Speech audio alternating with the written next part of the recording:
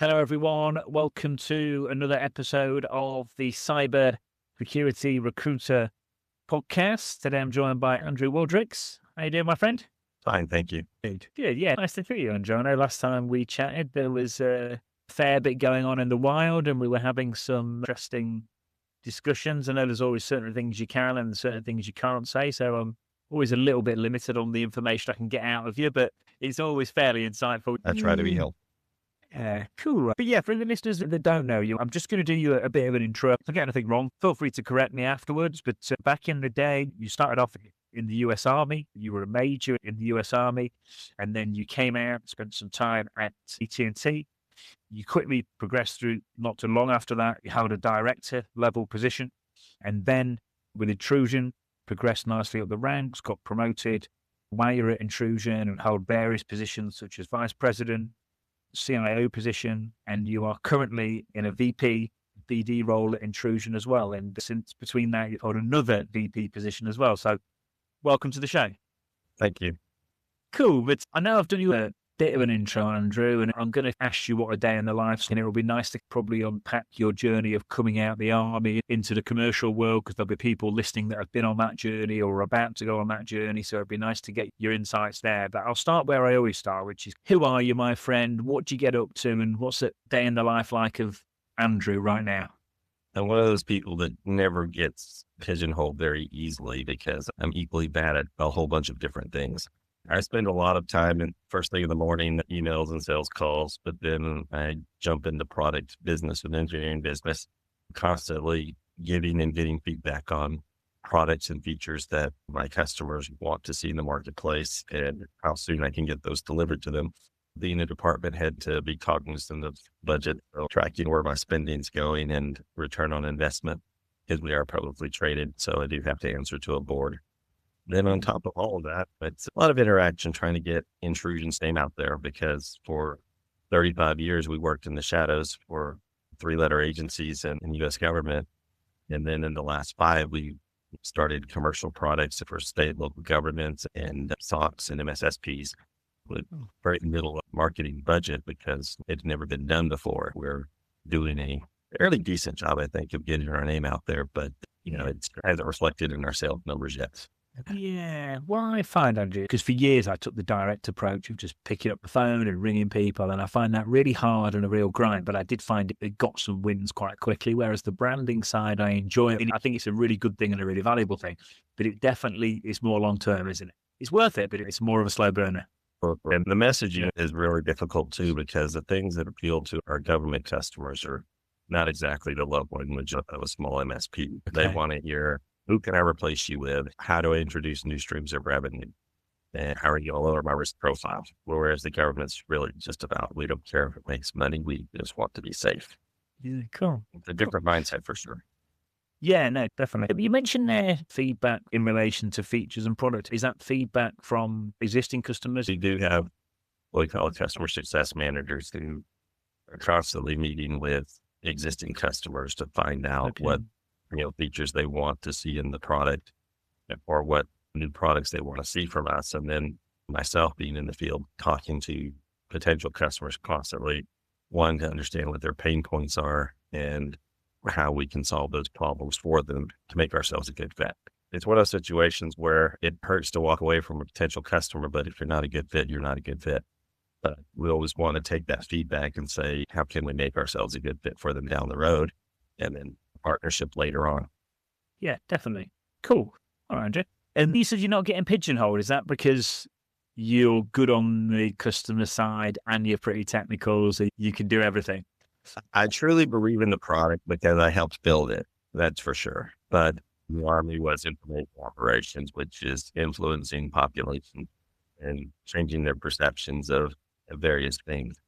So when I wasn't blowing things up in the tank, I was actually learning about computer network attack and defense, psychological operations, influencing operations, and I worked at the highest levels to helping legitimize or destabilize governments across the world. How many of those semi-marketing role or sales role? Cool. If people are listening now and they're maybe transitioning out of the army, or maybe they've come out of the US Air Force or whatever it might be, and maybe they're looking for work, or maybe they know that they've got that coming, is there anything you know now that you wish you knew back then, or is there anything you do differently apart from what you said in that talk? Yes. My main career in the Army was armor.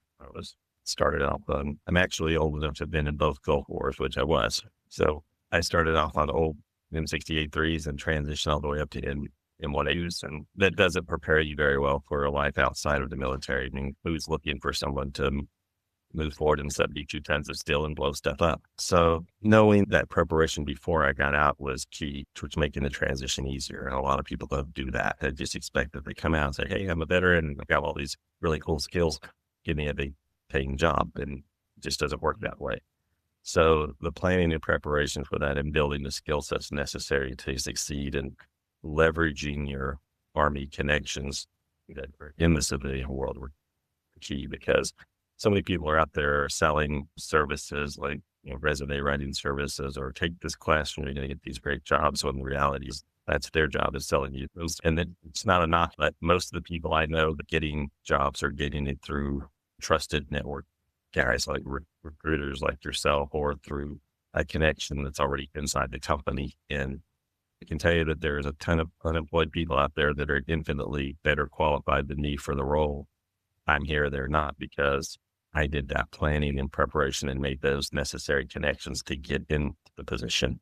Yeah. Do you know what? And I think as well, Andrew, I've said this before, but again, because I think it's really true, is I think what you've just described, I think technology is actually doing the opposite of what it's meant to. And it's forcing, because like the job application channels are so busy, and ChatGPT, everyone's resume can look great. So it's almost forcing it more back to your personal network all the time. The soft skills and things like that. It's the ATS systems, I think, are still fed a lot of garbage. Yes, it's a great tool if it's used correctly, but you got to understand the people that are programming these things don't fully understand some of the roles they're recruiting for. And so they're missing a lot of good candidates. And there's a lot of talent out there. The people searching for it don't know what they're looking for. So they have to find skilled recruiters to say, I recruited for these roles. This is what you should be asking, not these questions. Yeah, they are. I had it once where client was struggling to find someone, so they engaged us, and I approached someone that I know, and I was like, he'll be great for the role. And exactly what you described had happened. He'd actually already approached them and been auto-rejected. And because he'd been auto-rejected, this client was quite a big company. And to try and get around that situation, it got to the point where it was almost more hassle than it was worth. And it was like, he was actually a great fit because I knew he could do the job because I knew him. It was like, I can't believe it. That's a classic example. And that's why I love small to medium-sized companies, because they don't let process get in the way of progress. And the big companies don't have that luxury because they lack the oversight, supervision, and the skill sets to do things like that, make a human judgment. So nobody's willing to take that risk.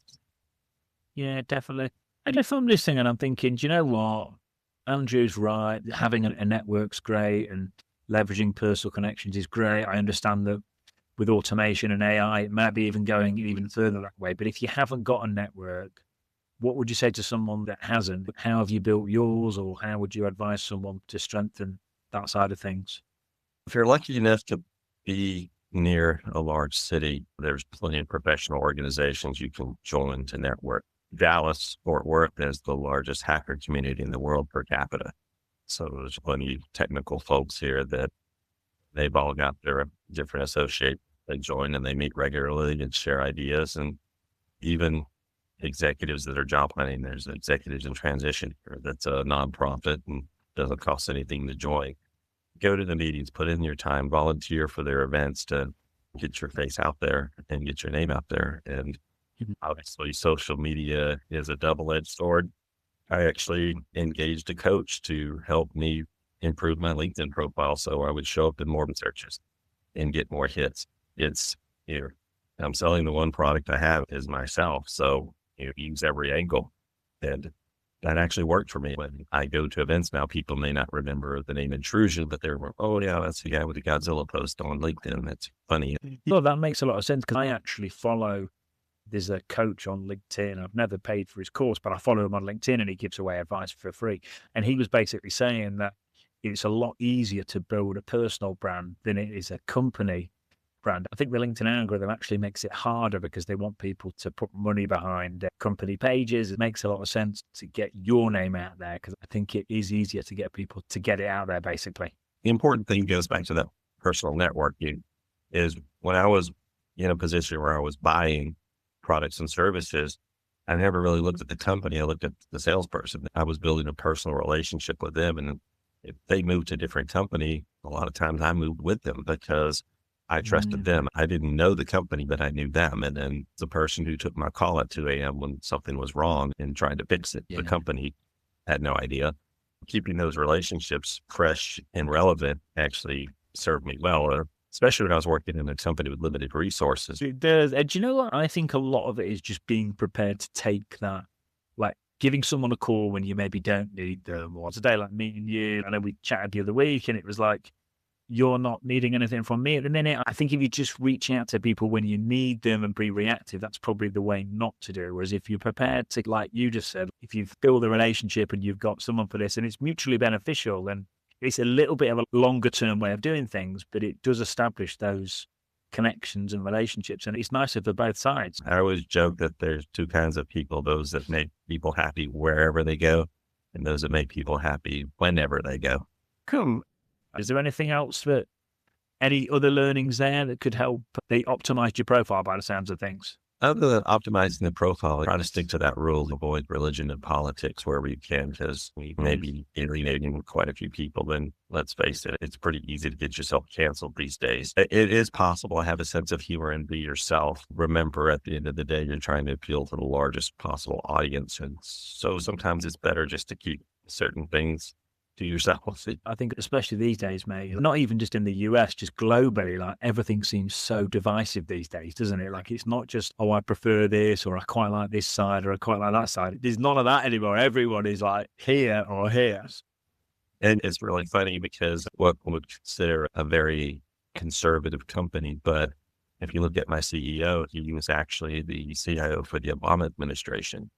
So It is possible for people with opposing viewpoints of things to work together and be successful. It's just a matter of tempering yourself and your passions and focus on what's important, which is the business. I think everybody can agree that, cybersecurity is important and it's a fight we're losing because of our approach to it. So keeping an open mind to different approaches is the key towards success. And it's one of those things where it's not a situation where you can brag that your half of the boat isn't sinking. You rise or you fall together. That was an easy approach. Yeah, and Andrew, that's how it should be with everything. If people are on, whether it's politically or whether it's religion or whether it's something else, if people are on different sides, it should be that people can, I don't know if the right words disagree, but maybe disagree or maybe have different opinions. It should be that you can have different opinions, talk it out, have a really nice debate, and then go and have a beer afterwards and still work together, or go and have a coffee afterwards and still. That's how it's meant to be, but we've just got away from that recently for some reason. I don't know. I actually respect people who are secure enough in their beliefs that they can have them challenged without being personally offended. That's a rare quality. So for the most part, most of us avoid those conversations. But when you find people that you can have those conversations with, you want to cling to them and say, I don't care if we disagree about how to get someplace. We'll all agree at the end of the day that there are certain things that are the truth that we all want. We all want to be safe and happy and be able to support ourselves and those we care about. You get to that point, everything else is academic. Yeah, definitely, Andrew. And on this refining the sales side of things, and which came first? Did the technical come first and then you're doing the sales stuff afterwards? Or was it the sales stuff later on? Or weirdly enough, when I was in college, I worked sales while I was in college selling gourmet coffee and housewares. So I developed my sales skills first. And then while I was in school, I landed my first technical job and I was running a help desk. And so sales came first, then technical. And then I stayed technical a long time and then went back into sales and then technical, then sales again. So it's an interesting cycle of being able to engage people is a talent that can be taught, but some people just have a natural ability like basketball. I'm never doing Michael Jordan, no matter how much I practice. He had an innate talent that he worked hard and developed. I've got a gift to an extent, and I can relate to people at their level in most cases. I do that naturally because I had to be as a child. I was the youngest of 5 kids.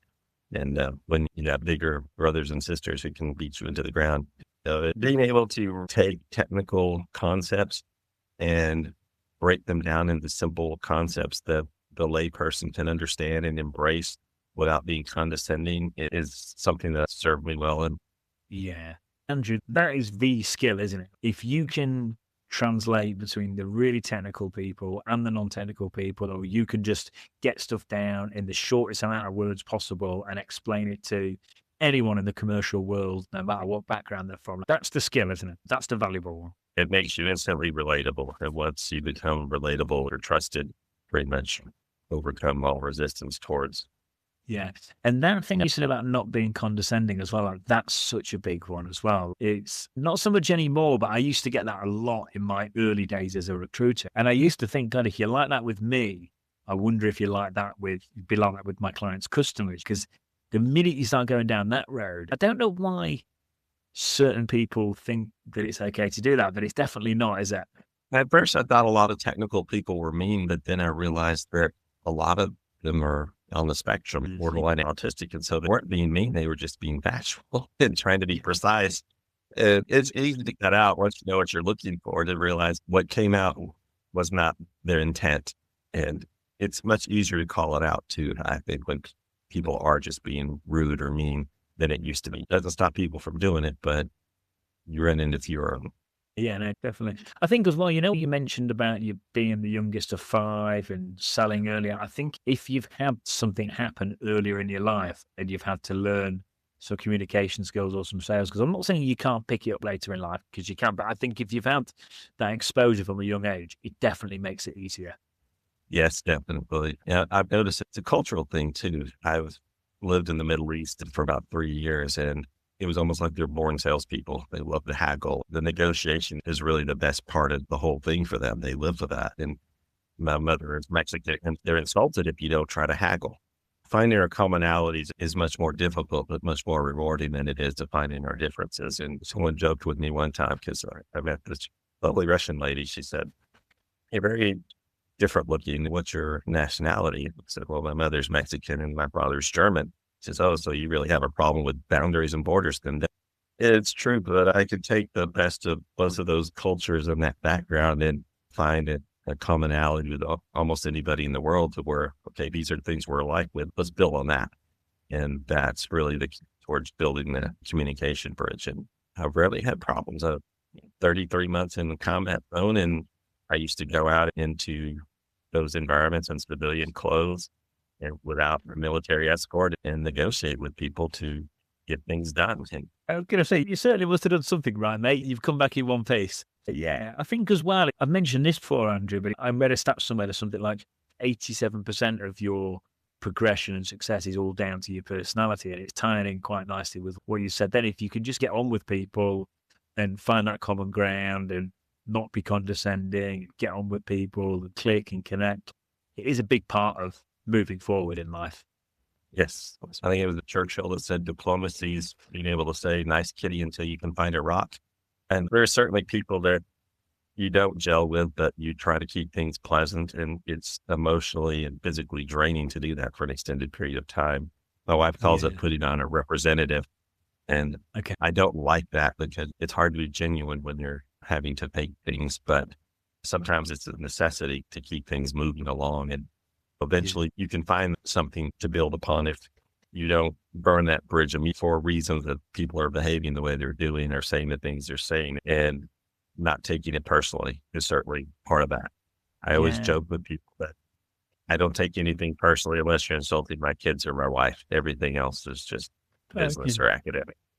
Yeah, no, that's a good way of looking at it. There's some really important things there, because like that extending grace thing, like I think that's a really big one, because I've had it before where I've met certain people and like what you just said there, Andrew, like they said something or they've done something and I've gone, oof, not really too sure, but I've rolled with it and I've gone with it. And I've realized, to your point, they can't have intended to mean that, because I've actually got to know them and they've actually ended up being. And I've had this with some clients as well, where I've met some clients and we've been working together and perhaps it's been a high pressured situation and I've not really been enjoying it too much, but then we've got some results, the pressure's eased off, and I've actually got to know them, and they're like actually such nice, genuine people. In a weird kind of way, sometimes I find those people at the start when they're really guards up and a bit funny, sometimes underneath it, they can actually be the softest, nicest people. I have a business associate, his favorite saying is there's a pony in there somewhere. And it goes back, the guy with the two boys, one was an eternal optimist, one was an eternal pessimist. And for Christmas, he gave the pessimist kid everything, just toys, electronics, and blah, blah, blah. And to the optimist, Christmas Day comes around, the pessimist is crying because he's talking about how fragile the toys are and how they all need batteries and how nothing's going to stay fun forever. And then he goes to the optimist kid, and the kid is gleefully just playing in the pile of horse poop. And I just know there's a pony in here somewhere. Yeah, I think as well, like I've noticed it on searches as well. If I'm working something really senior end of the market, I always find people at the senior end are all, generally speaking, not everyone, but generally speaking, most people are really nice. And I put it down to if you've progressed and moved forward and got promoted and done well, people have to have liked you along the way for it to get there. So I think if you tend to find, again, it's that likability factor and just getting on with people, it helps you move forward. Particularly in the Army is great. Ambition is great, but if you don't work well within a team, you don't progress very far. They will peer you out. And that's translated into the corporate world, especially in small and medium business, that those toxic personalities don't last long. You might be able to get away with it a little more in a big company, but when there's only 15, 20 people, you just really can't suffer that one person for very long. Because even if you're really good at what you do, if you're phenomenal at what you do and you can do the average of what, say, 2 or 3 people or 4 people do, but then if you're being toxic and bringing down 2 or 3 people around you and causing a lot of hassle while you're at it, yeah, I can see why smaller firms just, it's just not going to wash. And with the job market being, 55% of all new jobs being the small to medium businesses, you really handicapped yourself if you created a reputation like that. Cool. And for people on the market, while we're on the subject, I know from conversations we've had, you've been doing some hiring fairly recently. I know we were chatting at the start of the year about that. Any advice for people on the market? Anything that you like that people do, or maybe anything that you don't like that people do that could help people listening, give them some insights? I entertain myself quite a bit by looking at people's creative approaches towards job hunting. And work up a great resume. And like you said, there's so much technology available to make you one of a million. How do you stand out? I've seen some awesome ways that people have stood out. There was one guy who sent in half a resume to a company, and it was like, hire me to. There's a guy who's famous for, he couldn't get an interview with this one company, so he put his resume on the bottom of a box of donuts and delivered the donuts to the company. And it got in there and people looked at it. Those are the people that have shown initiative to say, I've identified a problem and here's an innovative solution to the problem. They stand out from everybody else. One guy I hired here, he's a brilliant programmer. He just couldn't get a shot. He was on LinkedIn. I'm a young kid. Somebody give me a shot. Just the way he stated it and the way his profile was built was like, this is someone we should give a chance. And we took a chance. He's been here 3 years now. And being up through the ranks, doing an excellent job. It's something that makes you stand out, make yourself shine. That's the best advice I can give. Yeah, do you know what? That's so nice to hear. And you know what, those 2 examples you've given, I think that's what's really missing these days. Like that one about someone going in with the donuts and having the resume on the bottom of the donuts, or even now sending in half the resume. Like I just think, and again, it's not everyone, but I just think in general, people are too quick to click easy, apply to 300, 400, 500 jobs, and then really quickly to blame everything, the market or the government, economy, or whatever it might be. And maybe there is stuff going, and it's like, God, it's like, if people did just do that donut thing, for example, like that donut thing, if everyone did that, say 10 times and walk around 10 different offices, they'd certainly all get interviews. And I bet most of them would probably get offers. You're dealing with a situation where it's hard to attach humanity to something because it's just numbers to so many people. If I'm going through 1,000 resumes, I'm not looking at, this is 1,000 families trying to feed themselves. It's just a number. So make yourself not a number, make yourself human to them.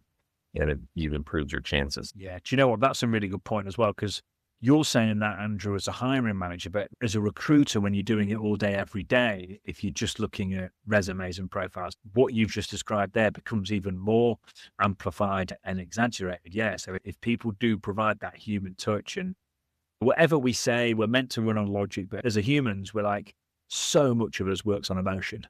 I remember one candidate, I liked his resume. He wasn't one of the strongest candidates, but I did pass it along to our CEO, and he came back to me and was like, this guy's amazing.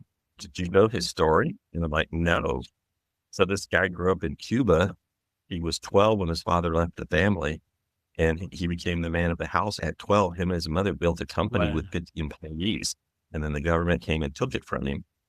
And so he built another one, and the government took that. And then he went to college and got a degree. And because he wasn't part of the Communist Party, he had to take a degree in finance instead of computer science. But then his father came back into the family. They built another company. And when the government took that from them, they got on a boat and tried to get across the Gulf of Mexico to get out of Cuba. He spent 3 months on a raft and finally got rescued and sent to Mexico, and then interviewed with the U.S. and brought into the U.S. to meet relatives he hadn't seen in 30 years. Wow. This guy did all this to get here to apply for this job. Yeah, he certainly exercised that. God, built it, lost it, built it, lost it. And that's resilience. It's the kind of person who's going to be successful no matter what they do. As long as he sets his mind to it, they're going to accomplish it. You can certainly build a company off of that person.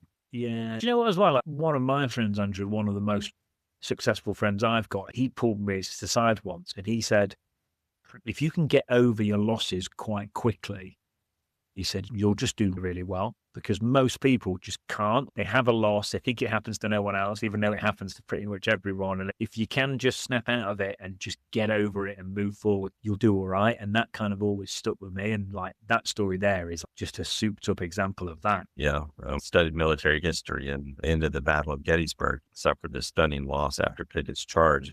And he realizes that they're not going to win the war and everything's gone.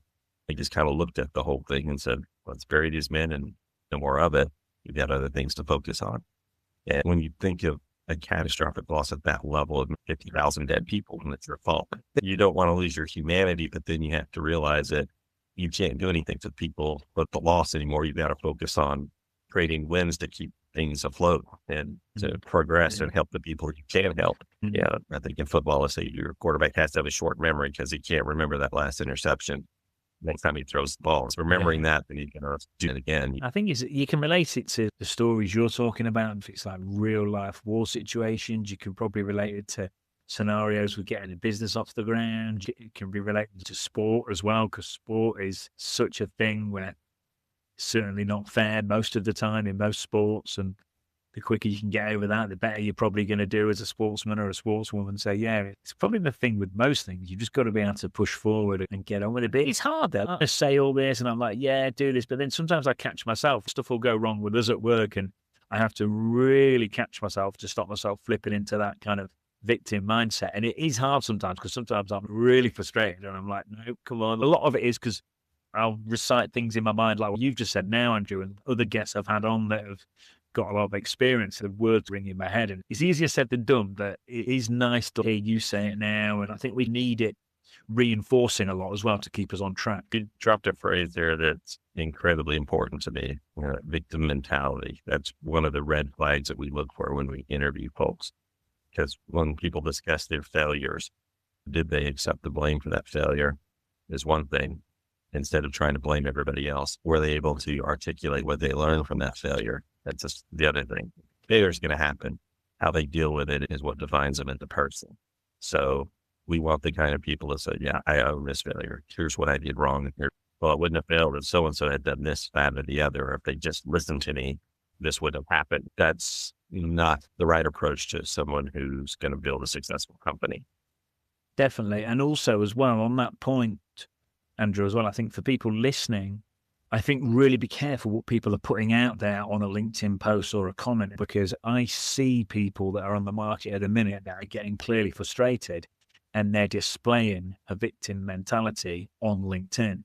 And as a recruiter, when we're approaching people, when people are progressing with our clients, some of the things that we're doing as an agency is we are looking at what people are commenting, and what they're posting, and we're checking things because we want to make sure that people are who they say they are and are who they're portraying themselves are in interviews. So I think, yeah, like no one wants that. Victim mentality is a worry for employers, for anyone. You're blasted on social, it's never going to do anyone any favor. It's there forever. Yep, exactly. It's okay to admit vulnerability that, hey, this is tough, this sucks, I hate doing this, but it's necessary towards my career progression is the way to look at it. I'm paying my dues. I'm putting out the resumes. I'm going to the interviews. And yes, I failed today, but here's what I've learned. Yeah. And also as well, it would be unreasonable for everyone listening, Andrew, for you in your business or for me in my business to think that we're going to come in every day, everything's going to be perfect, nothing's ever going to go wrong, we're never going to make a mistake, it's just going to be 1, 2, 3, bang, success. That would be so unreasonable for me to think that's how my career is going to go and for you to think that's how yours. So when we actually stop and think about it, it's really reasonable to get some knockbacks. That's just the way it's going to get. Exactly. They say in the military, if everything's going too well, you're probably walking into an ambush. I always think as well, if it's in sales or if we're trying to win new clients or whatever we're doing, we're probably not pushing hard enough. But yeah, if it, in army terms, it's ambush, it's probably a bit more serious than what I'm thinking. Part of the course. All right, did we come to the end? Question I always ask is which book has had the most positive impact on your career? It doesn't have to be security related. It can be that just what book has made you the best version of yourself that could help the listeners. Well, that's, I'm hesitant to say it because it could be taken the wrong way, but everybody that works for me, I force them to read 2 books, and one's the Phoenix Project because it teaches them the lean agile methodology of doing things. But from a business standpoint, I make them read Book of the Sith. That's basically Star Wars book, and it's a quote unquote bad guys, but it talks about the nature of power and how to wield power to be effective in what you do. It's interesting because people that have the mindset that if I have power, I'm going to do these things with it and to further a goal, whether the goal is good or bad, it's irrelevant. Don't let anything, your role or anything, define what you're doing. It's your ambition and your ability that will make you who you are and define your success. And people that adopt that mindset, it's easy to see because they may become evil, but the reality is the benefits that they bring to the people around them is that they bring stability and predictability, which are 2 things that when you work in a very uncertain industry and in a small to medium business where every day is an uncertainty, you become the resource that everybody relies upon for success. And so it's great for team building. It's all about how you acquire as much power as you can to accomplish your goals and wants and needs and desires, but the people around you can benefit from that perception of power and success that they want to emulate. And then when they're doing that, now you're rising together. So It's fascinating that a book that was written for entertainment can have so many life lessons built into it, but it works. Yeah. And the compound effect of everything you're talking about there is a big deal. Very much. Cool. All right, Phil. Thanks, Andrew. It's been nice chatting. We'll get them both in the show notes when we release this episode. And yeah, thanks, mate. It's been nice to catch up and it's whizzed by. It's been good fun. I've enjoyed it. I appreciate your time and it's been a pleasure talking to you too. Thanks. Thanks, mate.